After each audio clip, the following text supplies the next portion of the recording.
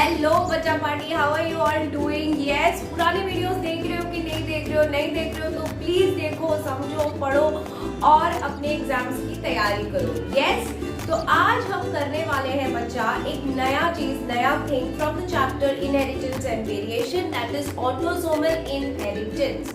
C, inheritance and variation chapter में there are many disorders, chromosomal disorders है, Mendelian disorders है, autosomal inheritance है। तो मैंने ऑलरेडी वीडियोस डाल दिए हैं on chromosomal and Mendelian disorder, उसके ऊपर नोट्स डाले हैं, उसके ऊपर इमेजेस डाले हुए। सो अगर अभी तक आपने देखा नहीं है तो please go and watch that video, and today we are going to cover up autosomal inheritance. Okay, so let us see what is autosomal inheritance. Transmission of body characters other than the sex-linked trait from parents to offspring through autosome is called autosomal inheritance. ठीक, we are now very clear that हमारे इस body में दो types of chromosome होते हैं, right? Autosome और sex chromosome, correct? Sex chromosome disorder को हम बोलते हैं सेक्स लिंक ट्रेट, और ऑटोसोमल डिसऑर्डर मतलब जो ऑटोसोम से रिलेटेड होती है उसे हम क्या बोलते हैं? We call it as autosomal inheritance. So it is transmission of body character, because वो ऑटोसोम है, बॉडी के क्रोमोसोम है जो कैरेक्टर्स दिखाते हैं. Other than the sex linked are called as autosomal inheritance. Okay, is it clear? So अगर कोई भी ऑटोसोम में there is a mutant gene, okay, there is a changeable gene जो पेरेंट से ऑफस्प्रिंग तक जा रहा है, उसको हम बोलते हैं autosomal inheritance. Okay, so 22 sets of chromosome है हमारे पास, 22 सेट्स ऑफ ऑटोसोम्स है. तो उसमें अगर if there is any defect and that defect grows from parents to the offspring, then that inheritance is called as autosomal inheritance. I hope everybody is clear with the definition. ठीक है?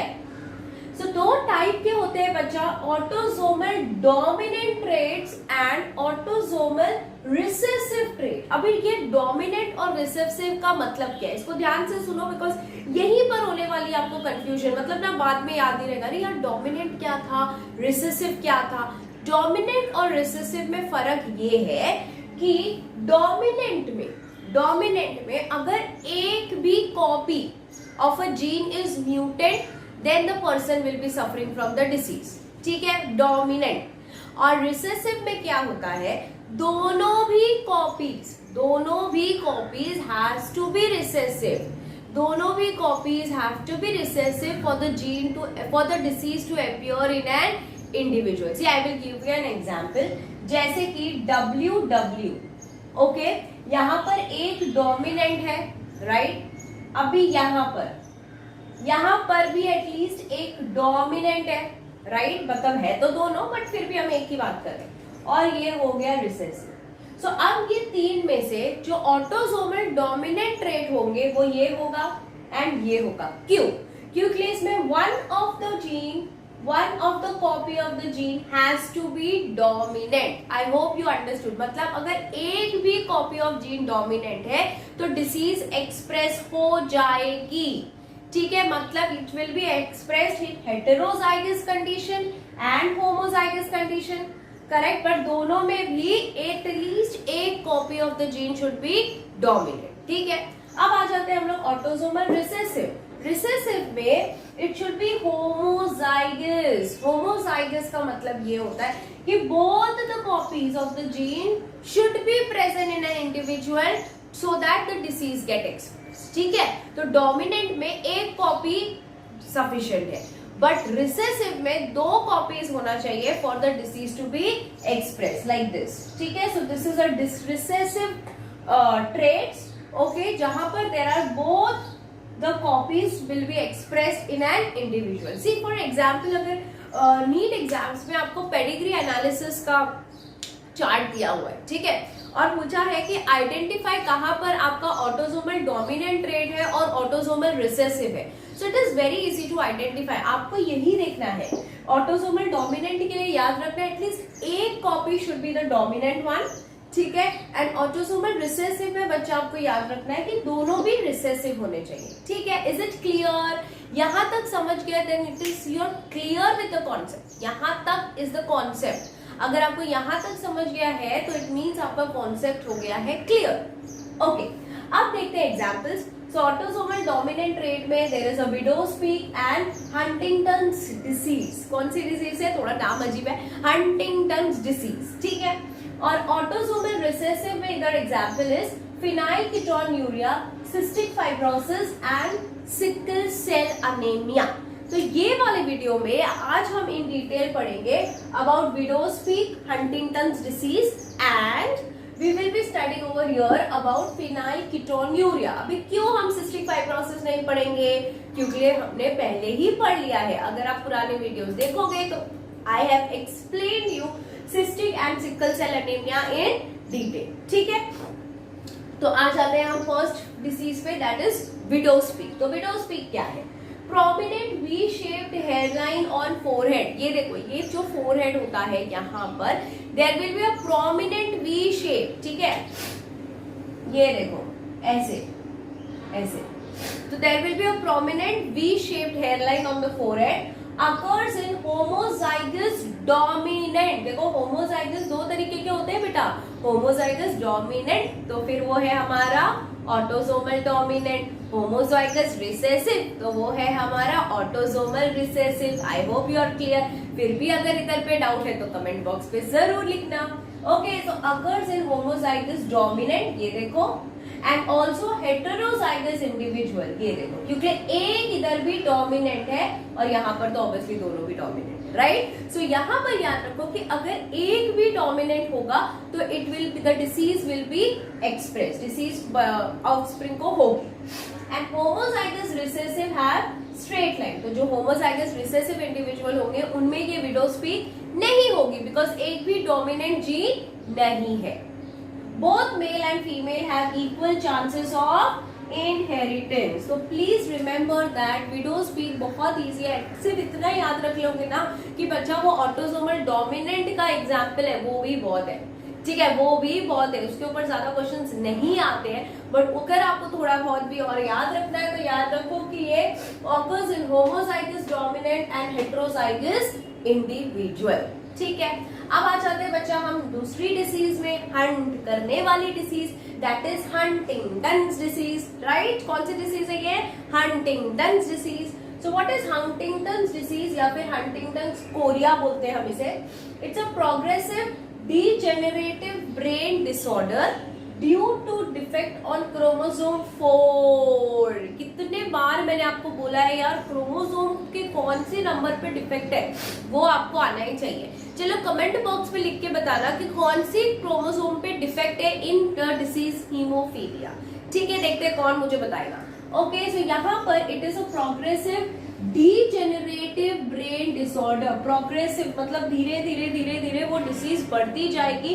Degenerate मतलब जो brain होगा वो धीरे धीरे धीरे धीरे डीजेनरेट होगा, एंड वो इसलिए होगा because there will be a defect on chromosome 4। 4 chromosome, 4th chromosome पे डिफेक्ट है। क्या डिफेक्ट है वो भी देख लेते हैं। 42 to 100 रिपीट्स ऑफ CAG होने चाहिए, ओके। मतलब ये जो जीन है क्रोमोसोम नंबर 4 है उसमें यूजुअली आपका CAG should be repeated from 10 to 34 times, but यहाँ पर it is repeated for 42 to 100 times, ठीक है। तो that is a defect of the chromosome number 4। Adults में यूजुअली पाया जाता है at the age of 30 to 50 years. Brain यहाँ पर श्रिंक हो जाता है to the size of 20 to 30%, and cerebral and caudate nucleus atrophy. मैंने ऑलरेडी वीडियो डाला है ऑन सेरिब्रम जहां पर मैंने कॉर्डेट न्यूक्लियस एक्सप्लेन किया है, तो अगर आपको नहीं पता है तो please go and watch the video. तो सेरिब्रल और कॉर्डेट न्यूक्लियस भी डीजेनरेट हो जाते हैं। And let us see what are the symptoms. ये जो पेशेंट्स हैं इनको क्या सिम्टम्स हो गए। So first one is irregular sudden jerk, मतलब अचानक से बैठे बैठे ऐसे जर्क आ जाएंगे ऐसे, right. So it's an irregular sudden jerk. Abnormal movement of limbs, अपने आप मूवमेंट बैठे बैठे ऐसे लिम्स का मूवमेंट होने लगेगा। Speech and walk will not be well coordinated, मतलब बोलने में तकलीफ होगी, बराबर से कोऑर्डिनेटेड नहीं होगी, चलने में तकलीफ होगी बराबर से, they will not be able to walk, and functions like judgement, memory, awareness are affected. Okay, so ये जो जजमेंट्स होते हैं, लाइक हम usually see we Indians are something we love to जज पीपल विच इज रॉन्ग, तो यहाँ पर वो जजमेंट नहीं कर पाएंगे, याद जो मेमोरी होगी, पुरानी चीजें होंगी वो उनको याद नहीं होंगी, अवेयरनेस नहीं होगी, मतलब जैसा आप जैसे wherever you go you are very well aware about the surroundings, तो उनके अंदर ये सारी चीजों में प्रॉब्लम होगी, and they may also experience hallucinations. Okay, so जो चीजें नहीं होंगी वो इमेजिन करने लगेंगे, that is hallucination. Okay, understood. So this is your autosomal dominant traits. ठीक है, याद रखो बच्चा, ऑटोसोमल मतलब देखो कभी भी ना वर्ड्स को स्प्लिट करके समझ लिया करो अगर डिफिकल्टी है तो। देखो ऑटोसोमल इनहेरिटेंस, ऑटोसोमल मतलब ऑटोसोम से रिलेटेड, बॉडी के कैरेक्टर से रिलेटेड, इनहेरिटेंस मतलब जो पेरेंट से आ रहा है ऑफस्प्रिंग, ये ऑटोसोमल इनहेरिटेंस क्लियर है। दो टाइप के हैं, autosomal dominant, autosomal recessive. Again autosome का मतलब पता है, डोमिनेंट मतलब एटलीस्ट एक जीन डोमिनेंट होनी चाहिए, तो वो कहां पर मिलेगा, या फिर हेट्रोजाइगस कंडीशन में या होमोजाइगस डोमिनेंट कंडीशन में, करेक्ट। और दूसरा वाला है आपका ऑटोसोमल रिसेसिव। ऑटोसोमल रिसेसिव सिर्फ एक ही कंडीशन है, that is your homozygous recessive. Okay, because उसमें दोनों भी जीन होनी चाहिए expressed. Is it clear? I hope the concept of autosomal inheritance is clear to you.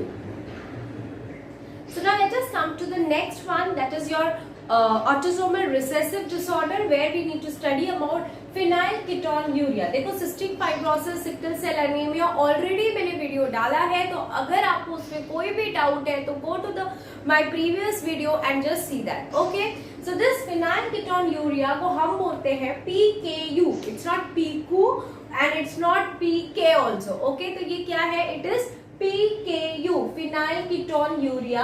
So it's an inborn metabolic recessive autosomal disorder.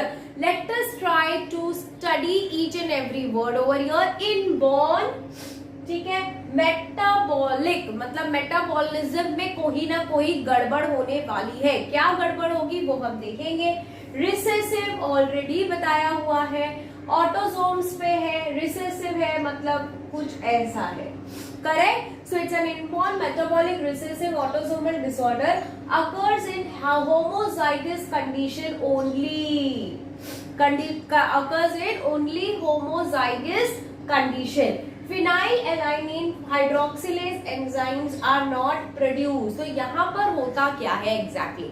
Phenylketonuria में जब भी a person is suffering from this disease, there is an enzyme which do not get produced. ठीक है, क्यों? Because उसके जो chromosome number 12 होता है वहां पर हो जाती है डिफेक्ट, जिसके वजह से ये जो फिनाइलएलानिन हाइड्रोक्सिलेज एंजाइम है ये प्रोड्यूस नहीं होता है। अब ये एंजाइम का काम क्या है, ये नॉर्मली ये एंजाइम क्या करता है, फिनाइलएलानिन को टायरोसिन में कन्वर्ट करता है। फिनाइलएलानिन क्या है बेटा, फिनाइलएलानिन एक अमाइनो एसिड है जो जाके कन्वर्ट हो जाता है into tyrosine. See once again I explain, see what is phenylalanine ketonuria. A phenylalanine ketonuria एक तो पहले ऑटोसोमल डिसऑर्डर है जो क्रोमोसोम नंबर 12 पे होती है, ठीक है।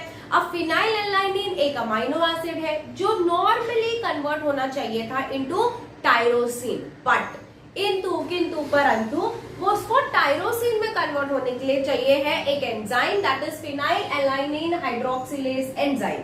तो जो भी बंदों को ये डिसीज होती है उनमें क्रोमोसोम नंबर 12 ये एंजाइम प्रोड्यूस नहीं कर पाता है। तो जब एंजाइम प्रोड्यूस नहीं होगा तो क्या वो टायरोसिन में कन्वर्ट होगा?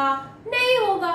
अगर बच्चा वो फिनाइलएलानिन टायरोसिन में कन्वर्ट नहीं हो रहा है तो क्या मैं बोल सकती हूँ कि वो मेरे बॉडी में ही रह जा रहा है, बिकॉज वो कहीं कन्वर्ट ही नहीं हो रहा है। तो I can say that it does not get converted, so it gets accumulated in blood and CSF। तो वो जब टायरोसिन में कन्वर्ट ही नहीं होगा तो बॉडी में एक्यूमुलेट होगा। कहां पर एक्यूमुलेट होगा? ब्लड और CSF में।